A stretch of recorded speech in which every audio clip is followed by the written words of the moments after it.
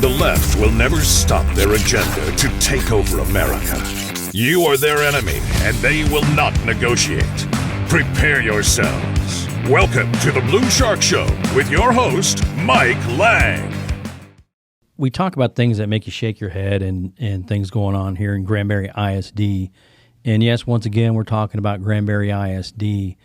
And I admit I was a fan of Dr. Glenn when he was superintendent. I was too, yeah. I thought he was coming in. He was, he did a few good things that started off being conservative, and then it's kind of gone down from, hill from there. And we've talked about the planes and the books and everything else. But on a new note that takes it to a different level, we received an information request.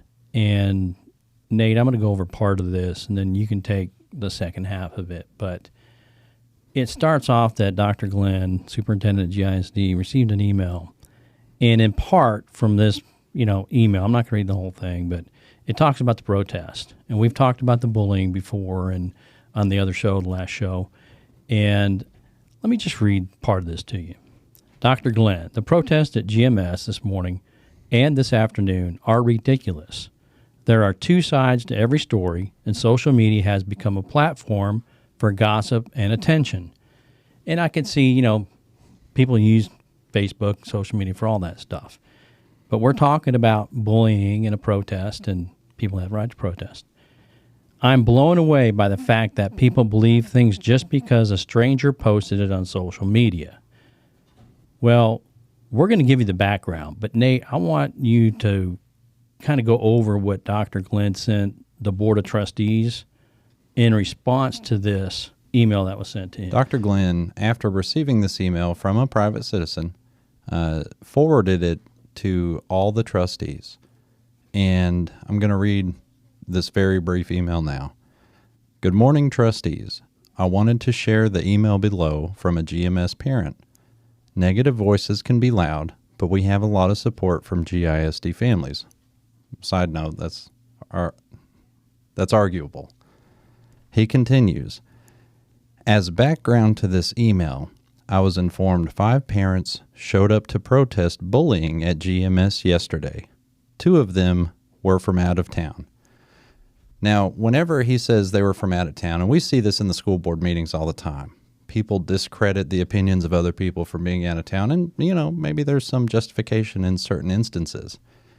However, the 2 people that were from out of town at that protest were the grieving grandparents of a Granbury High School student that, because of bullying, took her own life, tragically, earlier this year.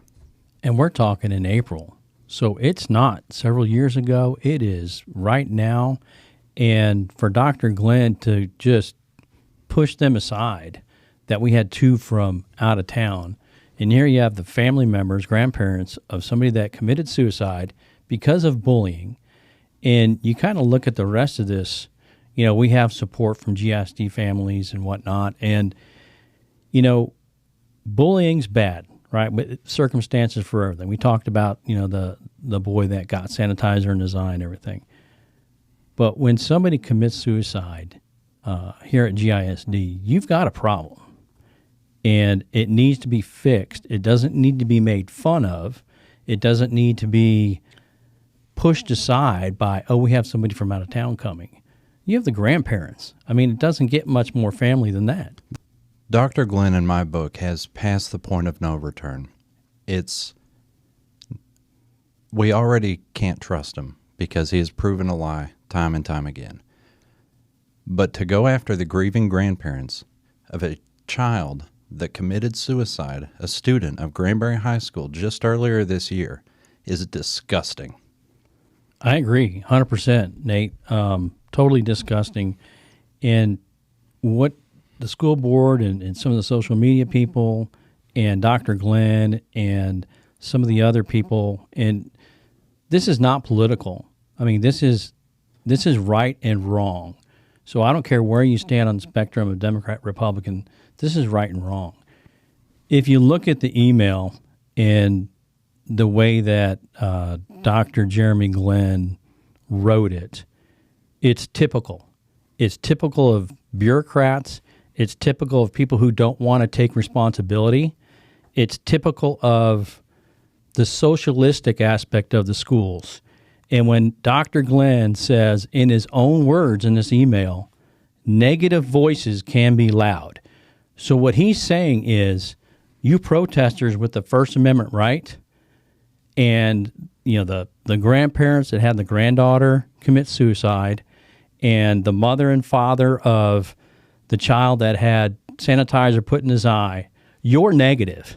You're being negative towards the school, and by golly, we can't have any negativity, meaning accountability. So when he says negative, I see accountability. Absolutely, and that's something he avoids like the plague, and he calls anyone that sees the poor job he's doing and takes action to try to change, correct, or otherwise maybe remove him as superintendent as people that shouldn't have a right to speak and not welcome at GISD. No one would be protesting if they had the bullying under control. No one would be protesting if Dr. Glenn would do his job, but he continues to disrespect people like these grandparents and like the protesters who enjoy a First Amendment right just like the rest of us. It's time for him to go. I hope that we can flip this school board, and I hope that we get rid of Dr. Glenn because he has outworn his welcome. At this point in time, with everything that's transpired from month to month to month, it's time that Granbury ISD finds a new superintendent.